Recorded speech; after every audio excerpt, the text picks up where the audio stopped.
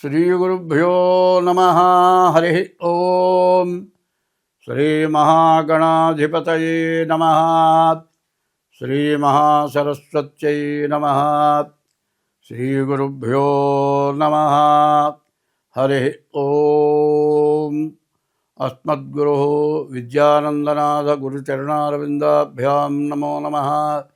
అస్మద్గురు కాశ్యపగోత్ర పవిత్రం నారాయణతీశ్వరఛాత్రం వందే దాసగుణదాస విస్తం రామానుదాసస్వామినం నమో నమః.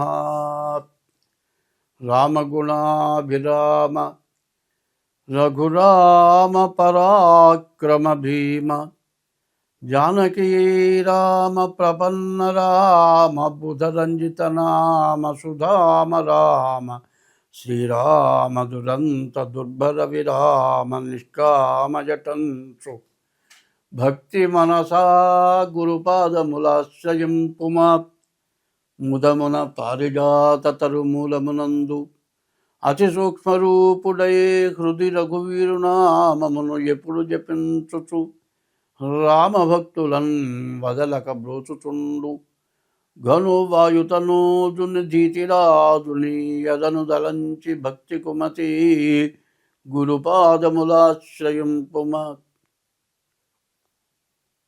శుక్లాంబరధరం విష్ణుం శశివర్ణం చతుర్భుజం ప్రసన్నవదనం ధ్యాయేత్ సర్వవిఘ్నోపశాంతయే.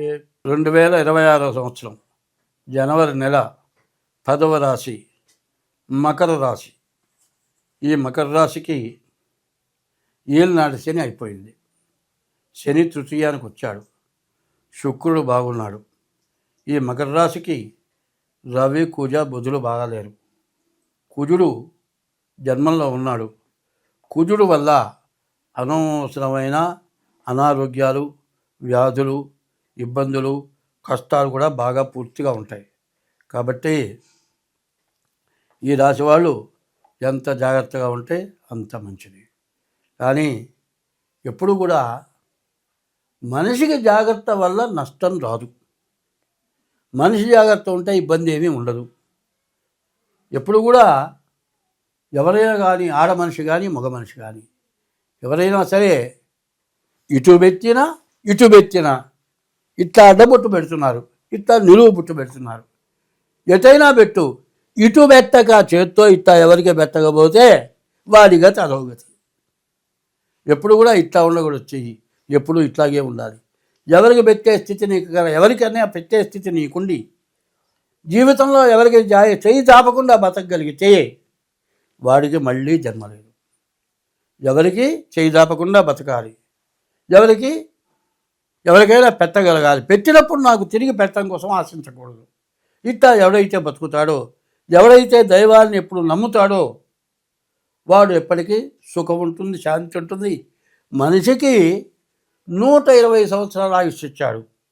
60 సంవత్సరాలకు సత్యపూర్తి అంటున్నారు. 60 సంవత్సరాల దాకా బతికేవాడే కనపట్టలే. 60 దాటిన తర్వాత ఇంకా బతికేవాడు కనపట్టలే. నాకు ఇవాళ 80 వచ్చినాయి. నోరు గట్టిగా వాగుతుంది. ఇవాళ భగవంతుడి శక్తి ఇచ్చాడు. ఎందుకు? భగవంతుణ్ణి నమ్మి చెడిపోయిన వాడు ఎవడూ లేడు. ఎవరు ఏ దైవం అయినా సరే, దైవం చెప్పేది ఎప్పుడుగా మంచే, ఏ మతమైనా చెప్పేది మంచే. మతం అనేది మనుగడ నేర్పేది. మనిషి మంచిగా బతకడం నేర్పేది మంచి. ఏ మతమైనా సరే నీ మతం తక్కువ, నా మతం ఎక్కువ అని చెప్పడం అంత తప్పు ఇంకొకటి లేదు. నీ మతం గొప్పది కాదు, నా మతం గొప్పది, నా మతంలోకి రమ్మనమంటాం. అది తెలిసిన వాడు ఎవడు చెప్పడు. ఏ మతంలోనైనా పెద్దవాళ్ళు, జ్ఞానం గలవాళ్ళు, దేవుడు మీద పూర్తి విశ్వాసం గలవాళ్ళు నీ మతం తక్కువ, నా మతంలోకి రా అనేవాళ్ళు ఉండరు. కాబట్టి ఎప్పుడు కూడా స్వార్థాన్ని విడనాడి, స్వార్థానికంటే అందరినీ మనం వేసుకోవడం స్వార్థం.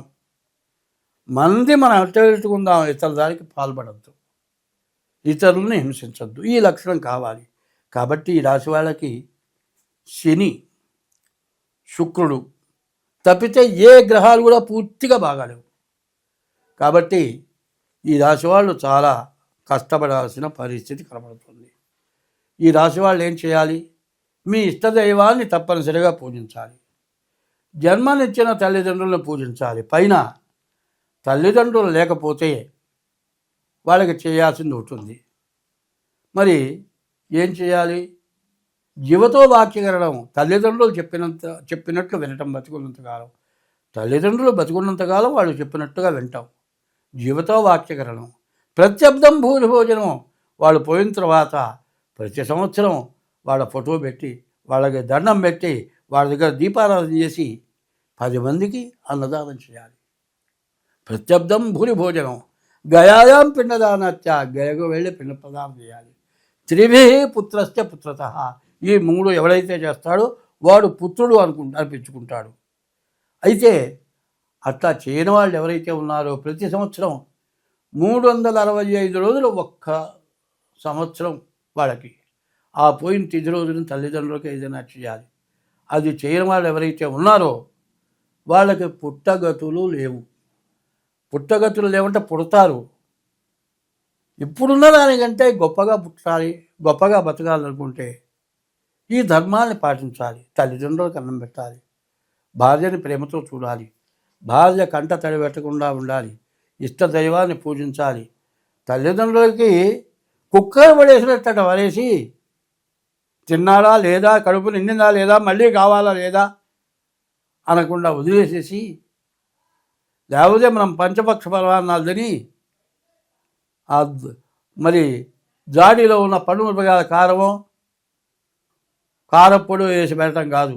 మనం వాళ్ళు కడుపు నిండా తిన్న తర్వాత మనం తినేట్టుగా ఉండాలి. వాళ్ళని ప్రేమగా చూడాలి. మరి కొంతమంది ఉన్నారు, నేను కూడా అనుభవించాను, వాళ్ళు ఇంటిల్లిపాది గుడ్డలు కొనుక్కుంటారు కానీ తల్లిదండ్రులకి గుడ్డ పెట్టాలనేది లేదు. ఎన్ని పండుగలైనా చేసుకుంటారు కానీ సంవత్సరంలో ఒక పండుగ కూడా తల్లిదండ్రులను పిలిచే ఉద్దేశం లేదు.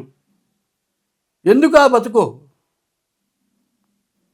ఎందుకంటే జీవమైన బతుకు, నిర్జీవమైన బతుకులు 2 ఉన్నాయి. జీవమైన బతుకు కావాలంటే తల్లి, తండ్రి, గురువు, దైవం. తల్లిదండ్రులు చూడాలి, గురువుని చూడాలి, తర్వాత దైవాన్ని పూజించాలి. ఈ 4 లేనివాడు వాడంత నిరర్ధకమైన జీవితం కూడా ఎవరికీ లేదు. ఇంత గట్టిగా చెబుతున్నాను. ఇంత బాధలు పడుతున్న జనం ఉన్నారు కాబట్టి చూచి చెబుతున్నా నేను. కాబట్టి ఈ రాశి వాళ్ళకి చాలా కష్టాలు ఉన్నాయి. ఆ కష్టాలు పోవాలంటే ఈ పాపం లేకుండా ఉండాలి. ప్రతివాళ్ళు కూడా బతికున్నంతకాలం బతికుండంగా అన్నం పెట్టరు. చచ్చిపోయిన తర్వాత పాడే దానం ఇస్తాడు. ఎందుకేం లాభం? బతికుండంగా లేనన్నం దూడతో కూడిన ఆవు దానం ఇస్తే పుణ్యం వస్తుందా? కాబట్టి అందరూ కూడా సమంజసమైన, అందరికీ తగినటువంటి మంచి అనే పద్ధతుల్లో అందరూ ప్రవర్తించాలి. దైవాన్ని పూజించాలి. గ్రహాలనేవి బాగుంటే అనుగ్రహిస్తాయి, గ్రహాలు బాగుండకపోతే ఆగ్రహిస్తాయి.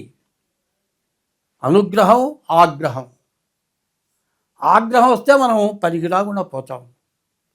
గ్రహాలు అనుగ్రహించాలంటే గ్రహాలు మధ్యలోనూ 9 దిక్కులా ఉన్నాయి గ్రహాలు. మండపంలో చూడండి, నవగ్రహ మండపంలో మన ఇంటికి కూడా 9 దిక్కుల 8 దిక్కుల 8 గ్రహాలు ఉన్నాయి. మధ్య గర్భం సూర్యుడున్నాడు. కాబట్టి గ్రహాలు అన్నిటినీ చూడాలంటే అన్నిట్లోకి మధ్యగ్రహం సూర్య భగవానుడు. అందరికీ కనపడే దేవుడు సూర్యుడు. అటువంటి దేవుణ్ణి పూజించండి.